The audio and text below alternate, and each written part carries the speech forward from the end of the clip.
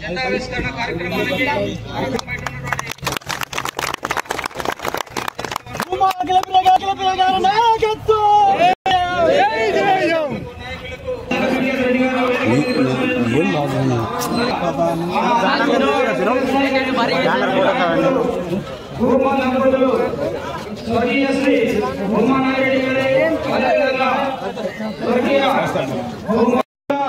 Dynamic young leader మనందరి భవిష్యత్ నాయకుడు భూమా జగతికి అదరెడ్డి గారిని కూడా వేదిక మీదకి రావాల్సిందిగా సవినయంగా మనవి చేస్తా ఉన్నాం. దయచేసి వేదిక మీకు ఇది ఆహ్వానించిన వారి రామారావు గారి చిత్రపటానికి నివాళులు అర్పించే కార్యక్రమం జరుగుతూ ఉంది. మీరందరూ లేచి నిలబడి దయచేసి నివాళులు అర్పించవలసిందిగా మీకు అందరికి సవినయంగా మనవి చేస్తా ఉన్నాం.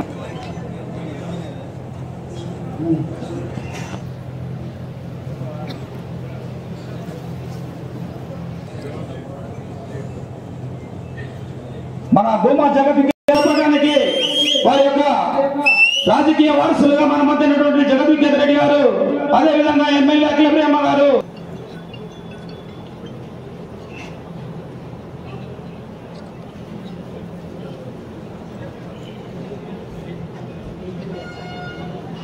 జోహార్ భూమా రెడ్డి గారు, జోహార్ భూమా శోభమ్మ గారు.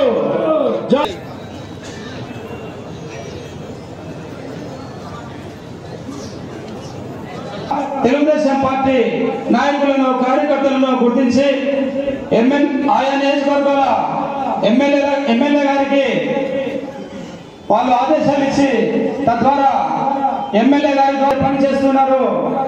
వారికి అదేవిధంగా మండల పార్టీకి, గ్రామ పార్టీకి, అదే బూత్ స్థాయిలో పనిచేసేటువంటి కార్యకర్తలను మీ ద్వారానే ఎమ్మెల్యే గారు పేరు సేకరణలో మీరందరికీ పదవులు దక్కడం జరిగింది. ఏదైతే లోకేష్ అన్న గారు ఈ యొక్క కార్యక్రమాన్ని ప్రతిష్టాత్మకంగా తీసుకొని ఇక్కడికి వచ్చిన మీకు అందరికీ ఈ కార్యక్రమానికి హృదయపూర్వకంగా గౌరవనీయులు పెద్దలు, తెలుగుదేశం పార్టీ సీనియర్ నాయకులు, అదేవిధంగా భూమా కుటుంబానికి ఎల్లవేళలా సేవ చేస్తున్నటువంటి రుద్రవరం మండల తెలుగుదేశం పార్టీ కన్వీనర్ రంగయ్య శెట్టి గారిని ఈ యొక్క భూమా విఖ్యాత రెడ్డికి, మా తోటి కన్వీనర్లకు, ఇక్కడికి వచ్చిన పార్టీ కార్యక్రమం తీసుకెళ్లి మనం పరిష్కారం చేస్తామనే నమ్మకంతోనే మనకు ఈ రోజు ఈ పదవులు మనకు మాట్లాడేటువంటి ఉయ్యాల మండల కన్వీనర్గా పనిచేస్తున్నటువంటి బోరెడ్డి చంద్రశేఖర్ రెడ్డి గారిని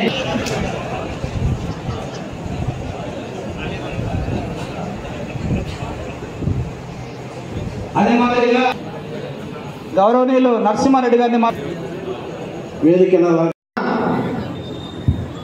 పెద్దలకు, ఈ కార్యక్రమానికి విచ్చేసిన భూమా కుటుంబ సభ్యులందరికీ పేరు పేరున నా నమస్కారాలు తెలియజేసుకుంటున్నాను. ఈరోజు ఈ కార్యక్రమాన్ని ఉద్దేశించి చాలా వరకు పాయింట్స్ అన్ని కూడా జగద్విఖ్యాత రెడ్డి గారు చాలా బ్రహ్మాండంగా అందరికీ అర్థమయ్యేటట్టుగా చాలా స్పష్టంగా మనందరికీ కూడా చెప్పడం జరిగింది. ఇందులో మీకు బాగా అర్థం కావాల్సింది ఏంటంటే, ఈరోజు మనకి పార్టీ పదవులు ఇవ్వడం అనేది నిజంగానే చాలా మంది ఈరోజు కష్టపడిన వాళ్ళకి గుర్తింపు, ఇంకా కష్టపడితే ఇటువంటి పదవులు మనకి గుర్తింపు వస్తుందని చాలా మందికి ఒక మోటివేషన్ ఇవ్వడం అనేది కూడా పార్టీ నుంచి ఇవ్వడం జరుగుతుంది. అంతేకాకుండా ఈరోజు ఈ పార్టీ పదవులు ఇచ్చే దాంట్లో కూడా వార్డు మెంబర్లు, గ్రామ కమిటీలు, మండల కమిటీలు ప్రమాణ స్వీకారాలు చేస్తున్నాం ఈరోజు. మరి ఇందులో చాలా మంది వరకు కూడా 100 సార్లు మేము కూడా అన్ని చెక్ చేసుకున్నాము, అన్ని కరెక్ట్ గా ఉన్నాయా లేదంటే ఎవరైనా బయట పేర్లు ఏమన్నా వచ్చినాయని చెప్పి, ఎందుకంటే కొంతమంది స్టార్టింగ్ లో కొన్ని పేర్లు తప్పుగా పడినాయని చెప్పి కొన్ని సమస్యలు మా దృష్టికి తీసుకురావడం జరిగింది. మరొకసారి అన్ని గ్రామ కమిటీలు కూడా మళ్ళీ ఒకసారి చెక్ చేసి ఎటువంటి పొరపాటు కూడా జరగకుండా తప్పకుండా కష్టపడ్డ వాళ్ళకి మాత్రమే పదవులు ఇచ్చేటట్టుగా మరొకసారి మేము జాగ్రత్తలు తీసుకుంటామని చెప్పి ఈ సందర్భంగా మీ అందరూ కూడా తెలియజేసుకుంటున్నాము. మరి లోకేష్ అన్న గారు పార్టీలో పదవులు ఇచ్చే విషయంలో చాలా స్పష్టంగా, చాలా జాగ్రత్తగా, చాలా స్ట్రిక్ట్ గా కొన్ని అంశాలు మా అందరూ కూడా చెప్పడం జరిగింది. గతంలో లాగా కాకుండా మరి ఎప్పటికెప్పుడు మన ఈ కమిటీలలో కూడా ఎక్కువ సంవత్సరాలు అదే పొజిషన్ లో ఉండకుండా వాళ్ళు మళ్ళీ అందులో ఎదగడానికి, పార్టీలో ఎదగడానికి కూడా కార్యకర్తలకు అవకాశం ఇస్తామని చెప్పి చంద్రబాబు నాయుడు గారు, లోకేష్ అన్న గారు చెప్పడం అనేది కార్యకర్తల మీద ఎంత వాళ్ళకి ఆలోచన ఉంది, వాళ్ళకి సరైన వ్యక్తులకి గుర్తింపు రావాలని ఎంత ఆలోచన ఉందనేది కూడా ఒకసారి మనం అందరం కూడా ఆలోచించాలా. ఎందుకంటే గతంలో చూసినాం, గత 5 సంవత్సరాల్లో చంద్రబాబు నాయుడు గారి కోసం అసలైన కార్యకర్తలు నిలబడింది ఎవరు, వెనక నుంచి వెన్నుపోటు పొడిచింది ఎవరు, పార్టీలో ఉంటూనే పార్టీకి నష్టం చేసిన వాళ్ళు ఎవరనేది పార్టీ గమనించింది, గుర్తించింది. కాబట్టి ఈసారి నుంచి మొత్తం కూడా లోకేష్ అన్న గారు చాలా జాగ్రత్తలు తీసుకుంటున్నారని చెప్పి కూడా ఈ సందర్భంగా మీ అందరూ కూడా నేను తెలియజేసుకుంటున్నాను. మరి అంతేకాకుండా అభివృద్ధి విషయంలో నేను మీకు చెప్పాల్సిన అవసరం లేదు. ఎందుకంటే గతంలో నేను మంత్రిగా ఉన్నప్పుడు కూడా మన నియోజకవర్గంలో ఎన్నో కార్యక్రమాలు, ఎన్నో రోడ్లు, ఎన్నో అభివృద్ధి కార్యక్రమాలు చేసినాం. కానీ ఎలక్షన్ దగ్గరకు వచ్చేగలికి అది ఇదే, ఇది ఇదే. అఖిలమ్మ బాగా చేసింది కానీ ఓటు మాత్రం మేము ఇక్కడ వేయాల్సి వచ్చింది అనే మాట గతంలో మనం విన్నాం. సో మనం రోడ్లు వేసినాం కాబట్టి ఆ ఊర్లో ఓట్లన్నీ మనకే, అక్కడ మనం బిల్డింగ్లు కట్టించాం కాబట్టి అక్కడ ఓట్లన్నీ మనమే అని అనుకోకండి. రాజకీయం చేయాల్సిన కాడ రాజకీయం చేయాలా, రోడ్లు వేయాల్సిన కాడ రోడ్లు వేయాలా. ఈ పాఠము నేను చాలా గట్టిగా నేర్చుకున్నా. గత 5 సంవత్సరాలు ప్రతిపక్షంలో ఉన్నప్పుడు నేర్చుకున్నామా లేదా? అదే మాట చంద్రబాబు నాయుడు గారికి, లోకేష్ గారికి ఎప్పుడు అవకాశం దొరికినా నేను పదే ఆయన చెప్పడం జరుగుతుంది. సార్, మీరు మీ మంచితనము అందరూ కూడా మంచిగా అనుకుంటే కష్టం సార్. మనం రోడ్లు వేస్తాం కాబట్టి మనకు ఓట్లు పడతామంటే కాదు. అక్కడ గ్రామాలలో ప్రెస్టేజ్లు ఉంటాయి, గ్రామాలలో వర్గాలు ఉంటాయి, గ్రామాలలో పార్టీలు ఉంటాయి. దానికి తగినట్టుగానే వైఎస్ఆర్సీపీ నాయకులు చేసిన అరాచకాలని మనం ఎప్పటికెప్పుడు అడ్డుకోకపోతే వాళ్ళు మన నెత్తి మీద కూర్చుంటారు. ఓట్లు మనం అడగాలని వెళ్ళాలన్నా కూడా ఆ పరిస్థితి గ్రామాలలో డిఫరెంట్ గా ఉంటుందని పదే నేను లోకేష్ అన్న గారికి, చంద్రబాబు నాయుడు గారికి చెప్పడం జరిగింది. మరి మనకి గతంలో మన ఎన్నికలు అయిపోయిన తర్వాత, మన అధికారంలోకి వచ్చిన తర్వాత మన రోడ్లు ఎన్ఆర్ఈజీఎస్ కింద మొదటి ఫేజ్ లో దాదాపుగా 18 కోట్ల రూపాయలతో ప్రతి ఒక్క మండలంలో, ప్రతి ఒక్క గ్రామంలో కూడా చాలా వరకు మనం సీసీ రోడ్లు వేయించుకోవడం జరిగింది. ఇప్పుడు రెండో విడత కూడా వచ్చింది. రెండో విడతలో కూడా నిన్న కలెక్టర్ గారు కూడా మరి 12 కోట్ల రూపాయలు మన తాలూకాకి ఇచ్చారనే సంగతి ఇక్కడ ఉన్న మీ అందరూ కూడా తెలియజేసుకుంటున్నాను. వద్దా రోడ్లు చెప్పండి. చంద్రబాబు నాయుడు గారి కోసము గతంలో సర్పంచులు రోడ్లు వేసుకోవాలంటే ఎమ్మెల్యేల కాలు పట్టుకొని జగన్మోహన్ రెడ్డి గారు కాలు పట్టుకుంటే కానీ గతంలో అయ్యేది కాదు. ఈ రోజు దర్జాగా సర్పంచులు, ఎంపీపీలు, జెడ్పీటీసీలు వాళ్ళైనా కూడా ఈ రోజు వాళ్ళు డబ్బులు వచ్చి రోడ్లు వేయగలుగుతున్నామంటే అది తెలుగుదేశం పార్టీ ఎన్డీఏ ప్రభుత్వం వచ్చిన డబ్బులతోనే వాళ్ళు ఈరోజు కార్యక్రమాలు చేసుకోగలుగుతున్నారు. ఆ సంగతి పదే మనం గుర్తు చేయాల్సిన అవసరం ఎంతైనా ఉంది. ఈ రోజు వైఎస్ఆర్సీపీకి సంబంధించిన సర్పంచ్ గాని, ఎంపీపీ గాని కాళ్ళు దగ్గర వేసుకుంటున్నారు. దేనికి? ఎందుకంటే మనం తీసుకొచ్చిన డబ్బులు, మన ప్రభుత్వంలో రూపాయి ఎన్డీఏ ప్రభుత్వము తీసుకొచ్చిన రూపాయి డబ్బులు ఈరోజు సంతకాలు పెట్టి ఇవ్వాలంటే కూడా వాళ్ళకి నొప్పి కలుగుతుంది.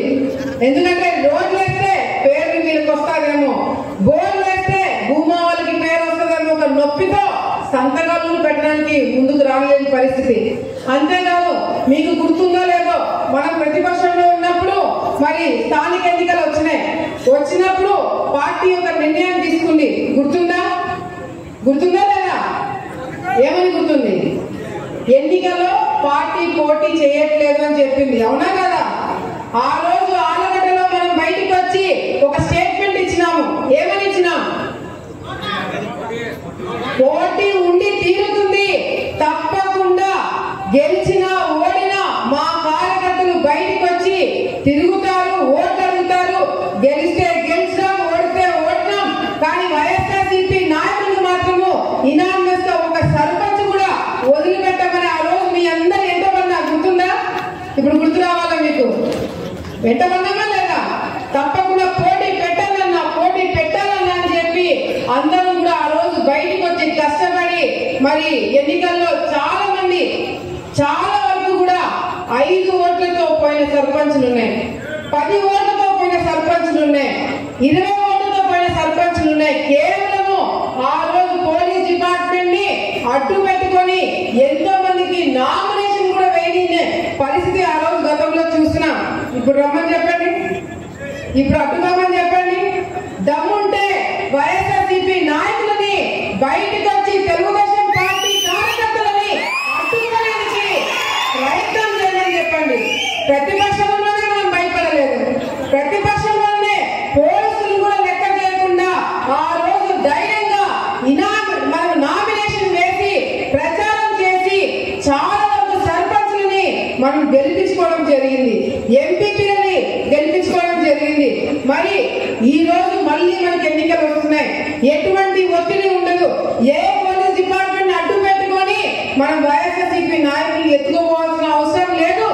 మన దమ్ము ధైర్యం చూసి మనం చేసిన పనులు చూసి వాళ్ళు పోటీ వచ్చి బయటికి నామినేషన్ వేయాలంటే కూడా భయపడే పరిస్థితి రావాలని చెప్పి కూడా ఇక్కడ ఉన్న కార్యకర్తలకు అందరూ కూడా నేను ఒక పిలుపునిస్తున్నాను. మనం భయపడాల్సిన అవసరం లేదు, మన పేరు చాలు. మనం భయపడాలని ఎత్తుకోవాల్సిన అవసరం లేదు, మనం చేసిన పనులు చాలు. మనం వస్తున్నామంటేనే ఈరోజు వైసీపీ నాయకులు నేను ఊర్లో లేనప్పుడు ప్రెస్ మీట్లు పెడతారు. అఖిలమ్మ ఆలగడ్డకు వస్తుందా లేదా అని తెలుసుకొని ప్రెస్ వాళ్ళని పిలిపించుకొని మాట్లాడతారు. మన ఊర్లో ఉన్నప్పుడు ప్రెస్ వాళ్ళని పిలిపించుకోరు. మన ఊర్లో ఉన్నప్పుడు బయటికి తిరిగే కార్యక్రమాలు వైసీపీ నాయకులు చేయబోరు. ఆ పొరపాట్లు కూడా ఆ అవకాశం కూడా వాళ్ళు నాకు ఇవ్వట్లేదు. ఈరోజు ఇందాక విద్యార్థి చెప్పినాడు, మనం ఒక్కొక్క ఇటుక వేసుకుంటూ వస్తున్నాం.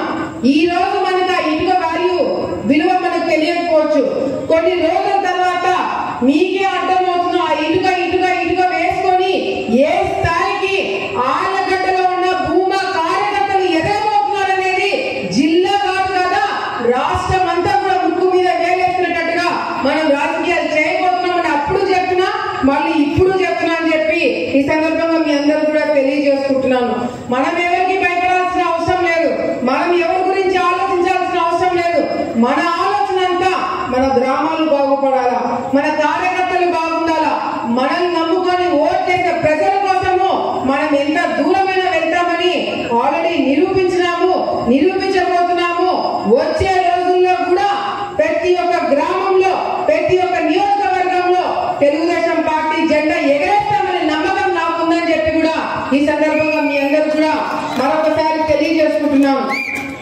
మరి అంతేకాకుండా మన నియోజకవర్గంలో గతంలో కూడా లోకేష్ అన్న గారు మరి పాదయాత్రకి ఇక్కడికి రావడం జరిగింది. ఇక్కడికి వచ్చినప్పుడు నేను లేని సంగతి మీ అందరికి కూడా తెలుసు. కానీ లోకేష్ అన్న ఉమ్మడి కర్నూలు జిల్లా మొత్తము 33 రోజులు లోకేష్ అన్నతో నేను తిరగడం జరిగింది.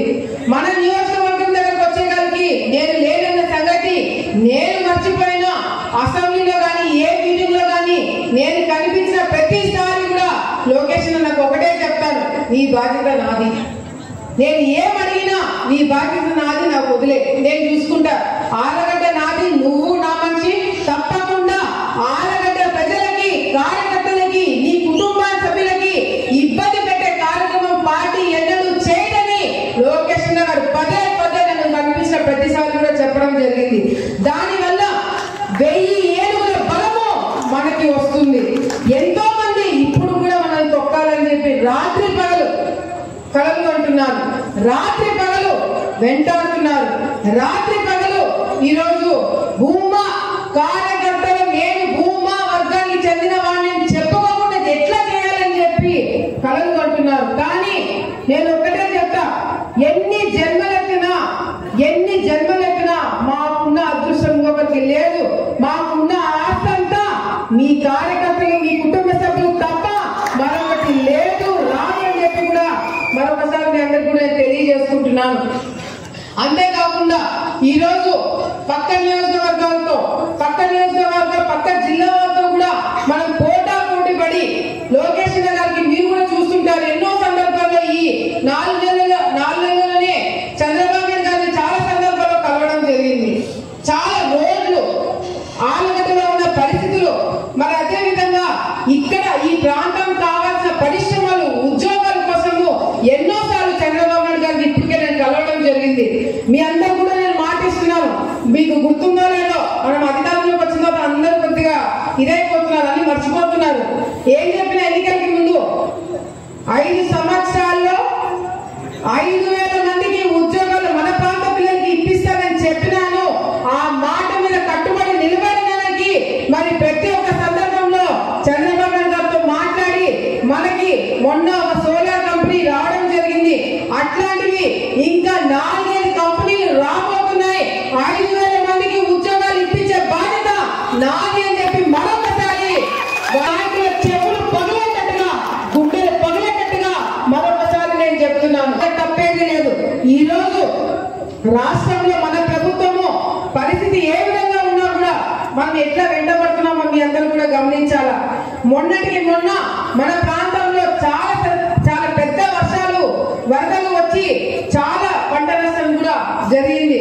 చంద్రబాబు నాయుడు గారికి పదే చెప్పినాము, తప్పకుండా నష్టపరిహారము తొందరలోనే రైతులకు అందరికీ అందజేసే బాధ్యత నాదని చెప్పినాను.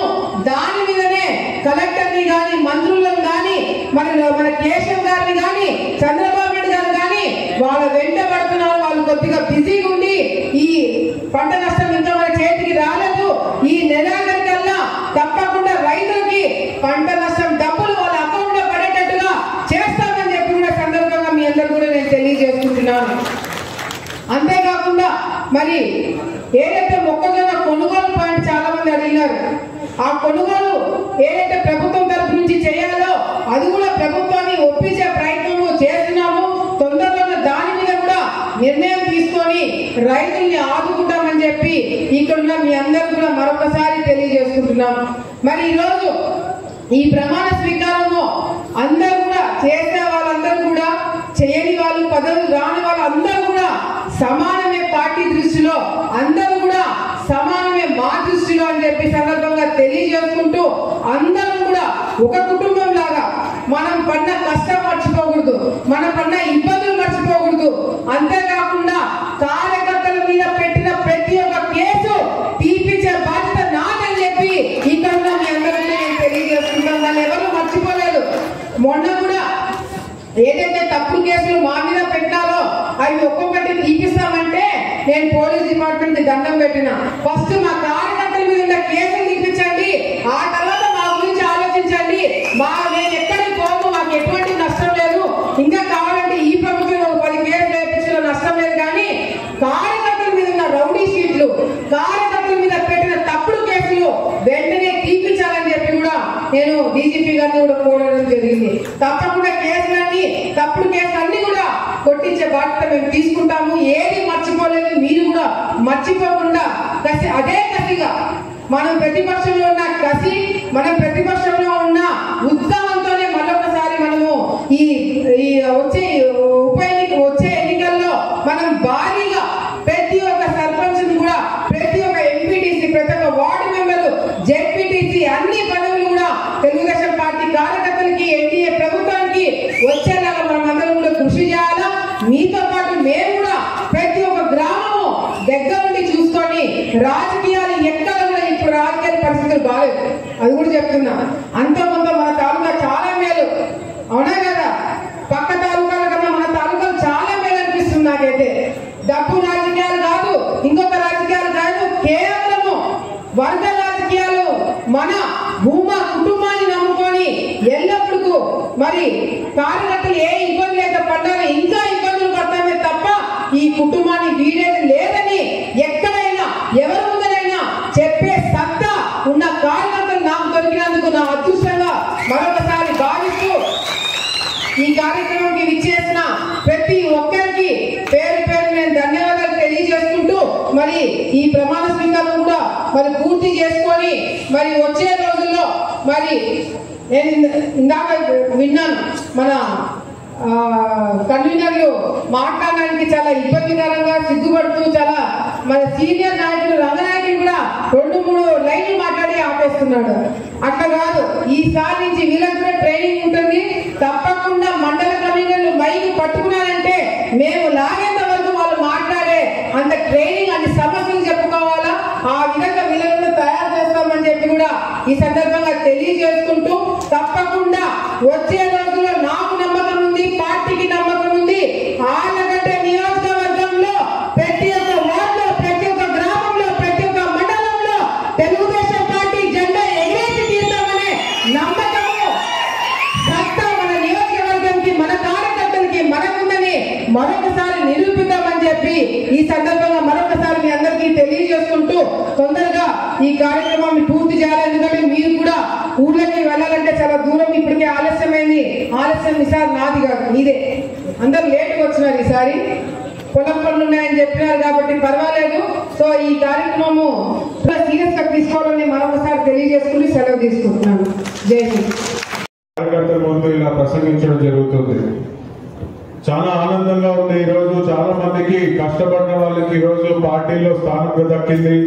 మరి బూత్ కమిటీలో కానీ, యూనిట్ కమిటీలో కానీ, మండల కమిటీలో కానీ, విలేజ్ కమిటీలో కానీ ఈరోజు మీ అందరికీ చోటు వచ్చింది. గతంలో ఎన్నికల ముందు ఇదే ఫంక్షన్ హాల్లో మనం ఒక మీటింగ్ పెట్టుకొని ఆ రోజు మనం చెప్పాం, ఎన్నికల ముందు ఎవరైతే కష్టపడతారో, ఎవరైతే ఏ కేసుకి ఏ దానికి వెనకడకుండా ఈరోజు భూమా అఖిలప్రియ గారు వెంట ఆ రోజు నడిచారో వాళ్ళకు ఒక సపరేట్ లైన్ ఉంటుందని చెప్పి ఆ రోజు ఎన్నికల ముందు మనం చెప్పాం. ఈరోజు అదే విధంగా నేను అనుకోవడము, ఈరోజు ఇక్కడ చూసిన అందరిని చూస్తుంటే అందరు ఇక్కడ కష్టపడిన వాళ్ళే. ఇంకా బహుశా కష్టపడిన వాళ్ళకు కూడా ఇంకా గుర్తింపు ఇవ్వాల్సిన వాళ్ళు కూడా ఇంకా ఉన్నారేమో, కానీ నా పూర్తి నమ్మకం ఇక్కడ కూర్చున్న ప్రతి ఒక్క భూమా కార్యకర్త కానీ, తెలుగుదేశం పార్టీ కార్యకర్తలు కానీ ఆ రోజు ప్రాణం పెట్టి పనిచేస్తాం. మనం ఆషామాషి కాదు. నా లెక్కలో రాష్ట్రం మొత్తం తెలుగుదేశం పార్టీ గెలవడం ఒక ఎత్తు అయితే, ఆళ్లగడ్డలో మనం ఆ రోజు గెలవడం ఒక ఎత్తు. దానికి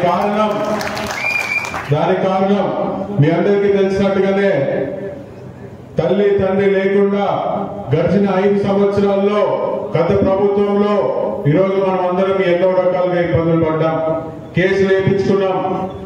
ఈరోజు చాలా మంది అరెస్ట్ అయినారు, ఆస్తులు పోగొట్టుకున్నాము, ఇళ్లలో కూరి ఈరోజు కార్యకర్తలు కొట్టిన రోజులు కూడా ఆ రోజు ఉన్నాయి.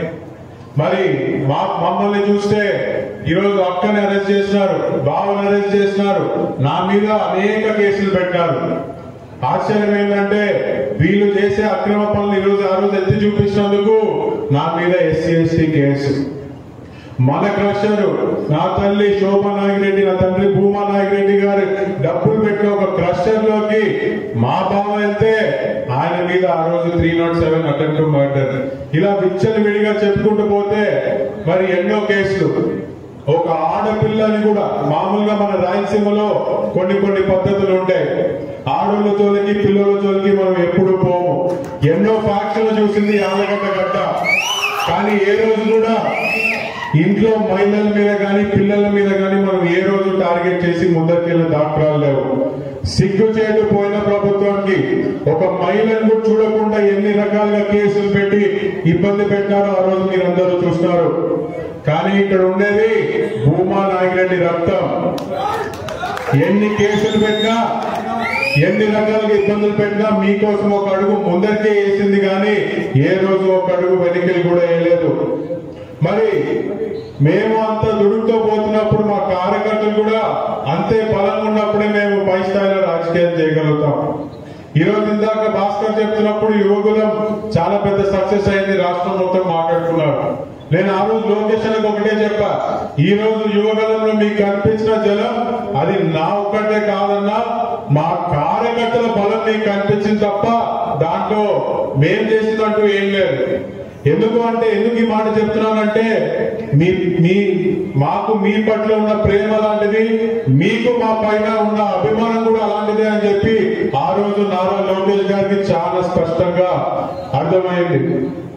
మరి దాని తర్వాత వచ్చిన కదిరి రాష్ట్రం అయితే రాష్ట్రం కాదు కదా, దేశం మొత్తం ఆళ్ళగడ్డ వైపు తిరిగి చూసింది ఆ రోజు. ఇవన్నీ మనం చేయగలిగినామంటే దీని వెనుకల కష్టపడే మీలాంటి కార్యకర్తలు ఎంతో మంది ఉన్నారు కాబట్టి ఈ రోజు మాకు ఈ స్థానం అని చెప్పి కూడా నేను తెలియజేస్తున్నాను. మరి భూమానాయుడు గారు బతుకున్నప్పుడు ఎప్పుడు ఒక మాట చెప్పేవాళ్ళు, ఆళ్ళగడ్డ ప్రజలకి నా జీవితాంతం నేను రుణపడి ఉంటాను అని చెప్పి. ఎన్నికల ముందు మేము కూడా ఈ మాట చెప్పాం. కారణం 2014లో ఎప్పుడైతే నా తల్లి శోభానాయుడు గారు రోడ్ యాక్సిడెంట్ లో చనిపోయినా కూడా ఆమె పేరు బ్యాలెట్ బాక్స్ లో ఉందని తెలిసి కూడా భారీ మెజారిటీతో మీరు ఆ రోజు శోభమ్మ మర్యాదని మేము నిలబెట్టిన కార్యకర్తలు మీరంతా ఎప్పటికీ మర్చిపోము. ఇంకో మాట కూడా ఇస్తాను, ఇప్పటి వరకు రాజకీయాలు కేవలం మనం రాజకీయాలు ఇంకా ఎవరు చేయలే, మీరు చేయట్లేదు, ఇటు మేము చేయట్లేదు రాజకీయాలు. ఒక్కసారి రాజకీయం చేయడం మొదలుపెట్టే ఎలా ఉండాలో కూడా వచ్చే రోజుల్లో మనం అందరం కలిసి కూడా చూపించాల్సిన బాధ్యత ఉంది. రాజకీయాలు చేయలేక కాదు, మనం ఈరోజు ప్రజలు మనల్ని నమ్మి అధికారం ఇచ్చారు.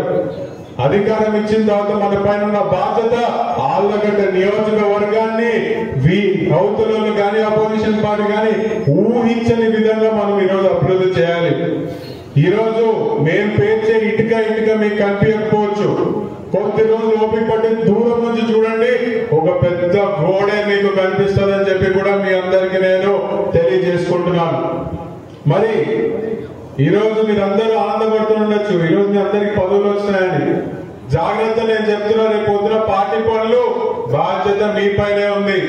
ఇంటింటికి తిరగాలన్నా, పార్టీ ప్రోగ్రాంలు ఏమున్నా మీ వెంట మేము పడతాము, మీరు మాత్రం దానికి ప్రిపేర్ అయి ఉండాలా. మళ్ళీ వచ్చి అన్న మమ్మల్ని తిరుగుతున్నాడు, అన్న మా వెంట పడతాడని మాత్రం అనుకోకండి. మనకు ఒక బాధ్యత ఉంది. ఈరోజు తెలుగుదేశం పార్టీ ఈరోజు మీరు చూసుకుంటే పక్క రాష్ట్రాలు కూడా మన రాష్ట్రాన్ని చూసి అసూయపడే పరిస్థితికి ఈరోజు మనం వచ్చాం. గత ప్రభుత్వంలో ఉన్నప్పుడు మన రాజధాని ఏదో కూడా మనకు తెలిసేది కాదు.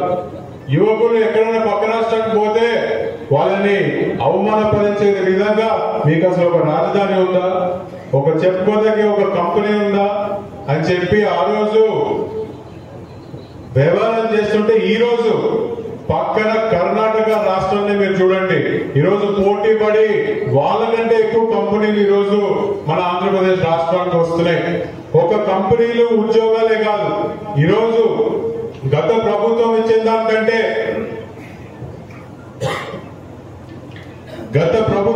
దానికంటే ఈ ప్రభుత్వంలో మనం మెరుగ్గా పథకాలు ఇస్తున్నాము. ఇచ్చేదానికంటే వాళ్ళు ఇచ్చిన దానికంటే రెట్టింపు పథకాలు ఈరోజు మనం ఇస్తున్నాం. తేడా ఏంటంటే మనం అప్పు చేసి ఈరోజు పథకాలు ఇవ్వట్లేదు, సంపద సృష్టిస్తున్నాము. రాష్ట్రంలో అప్పు ఒకటే కాదు, సంపద సృష్టించి ఈరోజు పథకాలు ఇస్తున్నాము. దానికి తేడా ఈరోజు జనాలే గమనిస్తున్నారు, మీ అందరూ గమనిస్తున్నారు. మరి ఈ విధంగా తెలుగుదేశం పార్టీ ముందరికెళ్తుంటే మన పార్టీ విధి విధానాలు జనాల్లోకి తీసుకెళ్లే బాధ్యత ఈరోజు మీ అందరి పైన ఉందని చెప్పి కూడా నేను తెలియజేసుకుంటున్నాను. అదే విధంగా వచ్చే రోజుల్లో లోకల్ బాడీ ఎన్నికలు వస్తున్నాయి. ఈరోజు లోకల్ బాడీ ఎన్నికలు వచ్చినప్పుడు మీరందరూ ప్రిపేర్డ్ గా ఉండాలి. ఆ ప్రభుత్వం చేసిన దానికంటే రెట్టింపు మంచి మనం జనాలకు చేస్తున్నాము. చెప్పిన హామీలలో ఈరోజు 90% మనం ఈరోజు దాన్ని అమలు చేశాము. అటు ఆర్టీసీగా, అటు మహిళలందరికీ ఆర్టీసీ ఫ్రీగా బస్సులు ఇవ్వడం కానివ్వండి, పెన్షన్ మీరు చూసుకుంటే మొదటి సంవత్సరంలోనే మనము 4,000 రూపాయలు చేసి జనాల్లోకి ఇస్తున్నాము. మరి అదే విధంగా రైతు భరోసా మనం ఇవ్వడం జరుగుతుంది. అదే విధంగా 3 గ్యాస్ సిలిండర్లు హామీ ఇచ్చాము, నిర్వర్తించుకున్నాం. ఇంకా నాకు తెలిసి మనం ఇచ్చిన సూపర్ 6 లో 1, 2 బ్యాలెన్స్ ఉన్నాయి. అది కూడా ఖచ్చితంగా తొందరలోనే పూర్తయిపోతాయి. కాకపోతే తెలుగుదేశం పార్టీ ఈ రోజు మనకి ఇచ్చిన బాధ్యతలు జనాలను తీసుకోవడమే కాకుండా వాళ్ళందరికీ అర్థమయ్యే విధంగా చెప్పి ఈ రోజు లోకల్ బాడీ ఎన్నికల్ని ధైర్యంగా పోదాము, మంచి చేశాం కాబట్టి ధైర్యంగా పోదాము. అవతల రాజకీయంగా వచ్చి మనల్ని గెలగాలని చూస్తే మాత్రము ఖచ్చితంగా వాళ్ళకి దెబ్బ మన దెబ్బ కరెక్ట్ గా సరిపోతుంది. మళ్ళీ వెనకడు దాన్ని వేయాల్సిన పని లేదు. ఈ రోజు మనం మంచి చేసాం కాబట్టి మంచితోనే పోదాం. లేదు అట్లా కుదరదు, మాకు గొడవలే కావాలంటే మేము చాలా కంట్రోల్ చేసుకుంటున్నాం. గత ప్రభుత్వం లాగా మేము ఉండింటే ఈ పార్టీకి ఎవడు బయటకు వచ్చి ప్రెస్ మీట్లు పెట్టే మగాళ్ళు కూడా ఆలగడ్డలో ఎవరు తిరుగుతుండే బయట. కానీ ఈ రోజు కేసులు వద్దు, అక్రమ కేసులు వద్దు.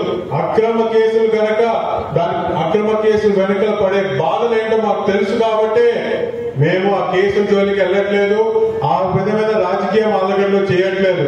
కానీ మీకు అదే కావాలని కోరుకుంటే మాత్రము నిమిషం టైం కూడా మాకు పట్టదని చెప్పి కూడా మీ అందరికీ తెలియజేస్తూ, మరి నాకు ఈ అవకాశం ఇచ్చిన పెద్దలందరికీ నా ధన్యవాదాలు తెలియజేసుకుంటూ సెలవు తీసుకుంటున్నాను. పవిత్ర లక్ష్యాలకు కట్టుబడి ఉంటూ పార్టీ సభ్యునిగా క్రమశిక్షణతో ప్రజాసేవా భావంతో మనస వాచ కర్మేణ నిరంతరం అక్రమాలకు పాల్పడకుండా దీక్ష దక్షతలతో అంకిత భావంతో పరిరక్షించేందుకు ఎల్లప్పుడూ కృషి చేస్తూ పార్టీ మరియు ప్రజలు నాపై ఉంచిన విశ్వాసాన్ని వమ్ము చేయకుండా నిత్య చైతన్యంతో నా వంతు కర్తవ్యాన్ని విధులను బాధ్యతాయుతంగా నిర్వర్తించగలనని ప్రమాణం చేస్తున్నాను. Thank you.